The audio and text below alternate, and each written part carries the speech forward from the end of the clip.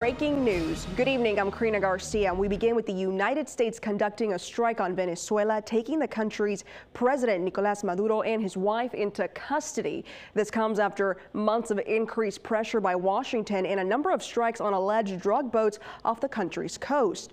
The plane carrying both Maduro and his wife arriving in New York this afternoon, where they will face narco-terrorism charges. President Donald Trump spoke to the media earlier today and was asked who will run the South American nation for the time being. Well, we're going to be running it with a group, and we're going to make sure it's run properly. We're going to rebuild the oil infrastructure, but we're going to run it properly, and we're going to make sure the people of Venezuela are taken care of.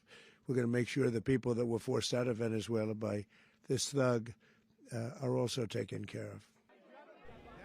Now, despite what Mr. Trump said, the country's vice president said in a speech this afternoon that Maduro is still in power. Trump also describing plans to tap into Venezuela's vast oil reserves to sell to other nations.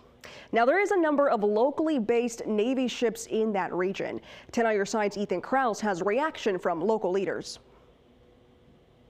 In the hours following the U.S. military's large-scale strike and capture of Venezuelan President Nicolas Maduro, Virginian lawmakers have released various statements reacting to the news. Following the attacks, President Trump released a photo of what appears to show Maduro aboard USS Iwo Jima, an amphibious assault ship that was built in Newport News and is based out of Naval Station Norfolk. In a statement to 10 on your side, Governor Glenn Youngkin said, quote, "Many presidents have talked about holding Maduro accountable, but President Donald J. Trump is the only one who actually did it.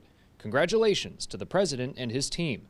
Nicolas Maduro's abuses have harmed Venezuelans and Americans for too long. Accountability for these crimes protects Americans first and foremost and strengthens democracy and security across the Western Hemisphere." Additionally, Representative Jen Kiggins said in a statement, quote, "I am grateful that our adversaries have once again been reminded of what American strength and resolve look like on the world stage. The United States will not tolerate illegal drug trafficking that targets our nation and harms our people." Meanwhile, Virginia Senator Tim Kaine called out the president for the lack of congressional approval for the attacks. Congress was not notified. Congress is not consulted with. There's been no debate within Congress. We've seen this president initiate unilateral action against Iran, against terrorist groups within Nigeria, and now against Venezuela, as well as against boats in international waters without seeking congressional approval. Kaine went on to say he believes the Trump administration has not been clear on the intentions behind the use of military forces. They have said this is about narco trafficking.